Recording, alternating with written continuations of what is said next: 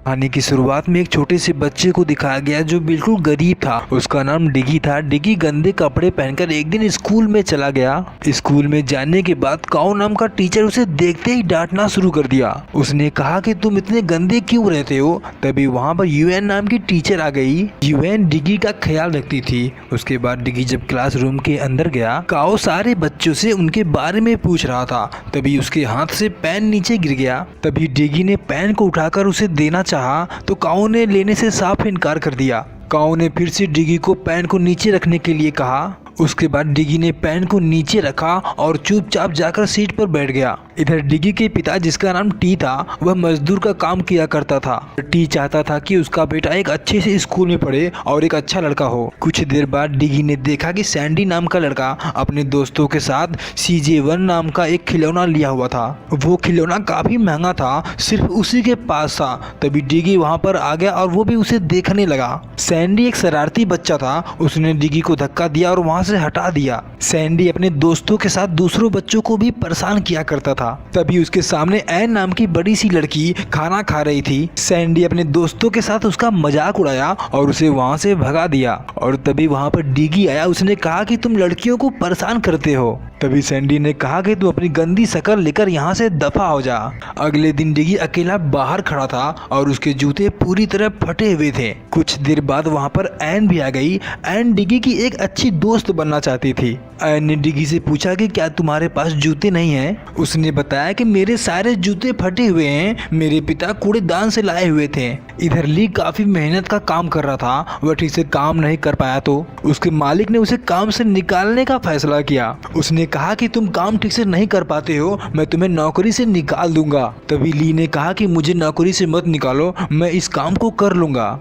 ली चाहता था कि पढ़ लिख कर उसका बेटा एक अच्छा जीवन जिए। ली शाम को घर आते समय एक छोटा सा पंखा खरीद कर लाया, क्योंकि उसके घर में काफी गर्मी हो रही थी। डिगी उस पंखे को देखकर बहुत खुश हुआ। जब ली ने पंखे को चलाने की कोशिश की तो पंखा थोड़ा सा चलने के बाद शॉर्ट होकर खराब हो गया। उसके बाद उन दोनों को रात भर गर्मी में ही सोना पड़ा। एक दिन ली और उसका बेटा बाजार में आकर कार्टून देख रहे थे और तभी अचानक से न्यूज पर कुछ दिखाने लगा। एक आदमी ने बताया कि एक उड़न तस्तरी नीचे आई और अचानक से गायब हो गई। उस आदमी ने उसका फोटो भी दिखाया, लेकिन सब उसे पागल समझ रहे थे। कुछ देर बाद ली ने देखा कि डिगी वहां से गायब हो गया था। ली जब एक दुकान पर आया तो उसने देखा कि CJ1 के साथ डिगी खेल रहा था। तभी डिगी ने ली को देखते ही कहा कि ये खिलौना मुझे चाहिए। तभी ली ने कहा कि मैं तुम्हें अगले महीने में दिला दूंगा, लेकिन डिगी उसके लिए जिद करने लगा। उसके बाद ली को गुस्सा आया। उसने डिगी को मारना शुरू कर दिया। उसके बाद डिगी जोर जोर से रोने लगा और वहाँ से सीधा बाहर भाग निकला।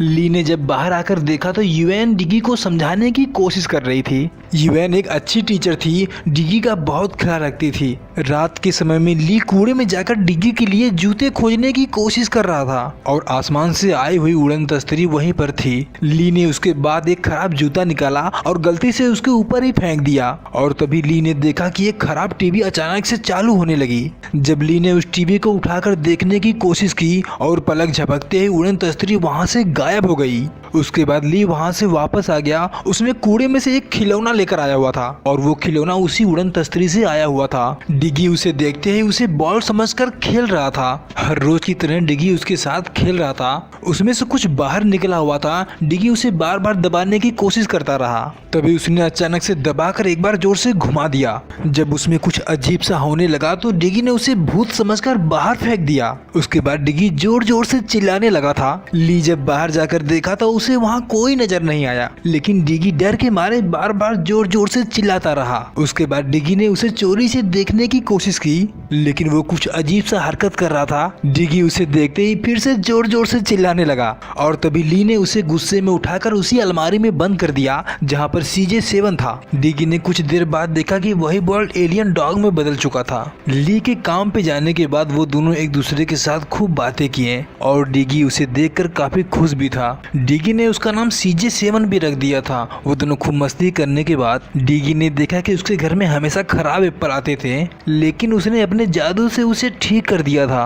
अगली सुबह वो दोनों स्कूल की तरफ आ रहे थे। सामने उन्हें एक कुत्ता दिखाई दिया और तभी डिगी ने उसे उस कुत्ते को हराने के लिए कहा। देखते ही देखते उसने पल भर में उसे जमीन पर गिरा दिया। जब वो दोनों स्कूल में आए तो पता चला कि डिगी का एग्जाम था। तभी डिगी ने उस एलियन डॉग से कहा कि मैंने पढ़ाई नहीं की है, तुम्हें मेरी मदद करनी होगी। उसके बाद उसने एक जल्दी से चश्मा बनाया और उसे डिगी को दे दिया। जब डिगी एग्जाम में बैठा तो चश्मे में से कुछ मक्खी जैसे कैमरे निकले और सैंडी की कॉपी में से पूरा आंसर डिगी को दिखने लगा था। उसके बाद डिगी का नंबर 100 में से 100 आया था और तभी अचानक से डिगी की आंखें खुली तो उसने देखा कि वह एक सपना देख रहा था। जब अगली सुबह डिगी स्कूल आ रहा था तो वही कुत्ता सामने दिखाई दिया और तभी उसने उसे लड़ने के लिए कहा और तभी उस कुत्ते ने उसे काटना शुरू कर दिया और वो दोनों यहाँ से भाग निकले। जब डिगी के एग्जाम का समय आया तो उसने एलियन डॉग से जादुई चीज मांगी। कुछ देर बाद उसने उसके हाथों पर पॉटी कर दिया, लेकिन डिगी को लगा कि ये कोई जादुई चीज है और वो उसे क्लास में लेकर बैठा रहा, पर कोई जादू नहीं हुआ।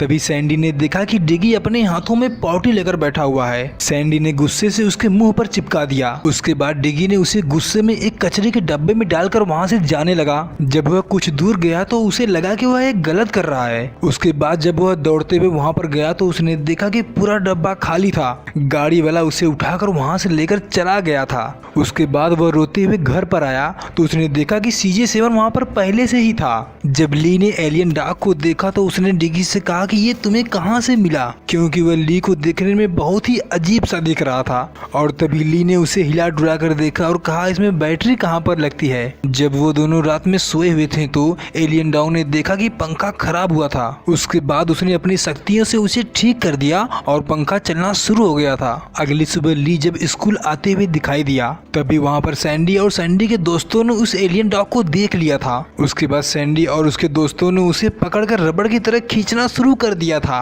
वह अपनी जान बचाकर वहां से भागने की कोशिश करता रहा। तभी सैंडी ने उसे पकड़कर उसे टूल बॉक्स से खोलने की कोशिश करने लगा। सैंडी उसे खोलकर देखना चाहता था कि इसके अंदर आखिर है क्या चीज। तभी डिगी ने उसे मौका देखते ही उसे धक्का दे दिया। उसके बाद एलियन डॉग वहां से झाड़ियों में भाग गया। तभी वहां पर एक मोटा सा लड़का डिगी को मारने के लिए आ गया। वो जैसे ही डिगी को मारने वाला था तभी वहां पर एन आ गई। उसके बाद एन ने उसे एक ही बार में जमीन पर गिरा दिया। एक दिन ली को पता चला कि डिगी को 0 नंबर मिले हैं और डिगी ने 0 बढ़ाकर उसे 100 नंबर बना दिया था। ली को जब सच पता चला तो उसे बहुत दुख हुआ था, क्योंकि वह डिगी को पढ़ा लिखा कर एक अच्छा इंसान बनाना चाहता था। इधर हर रोज की तरह ली काम पर जाया करता था। सबसे ऊपर की बिल्डिंग पे ली काम कर रहा था। तभी अचानक से एक लोहा वहाँ से नीचे की ओर गिरने लगा था और तभी अचानक से वायर ली के पैर में फंस गया और वो भी नीचे की ओर गिरने लगा था। उसने अपने आप को बचाने की बहुत कोशिश की, पर वो अपने आप को बचा नहीं पाया और नीचे गिरते ही मौके पर ही उसकी मौत हो गई।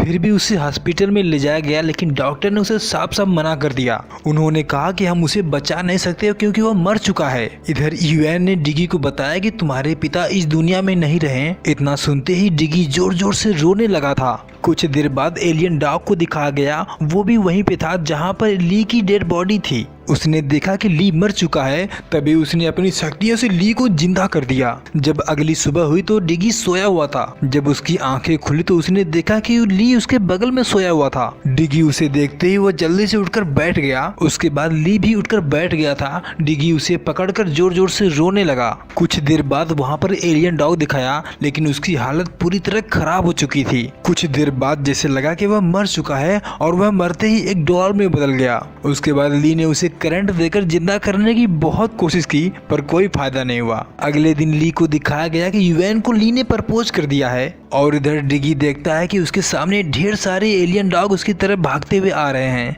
कहानी पसंद आए तो लाइक और सब्सक्राइब करना ना भूलें।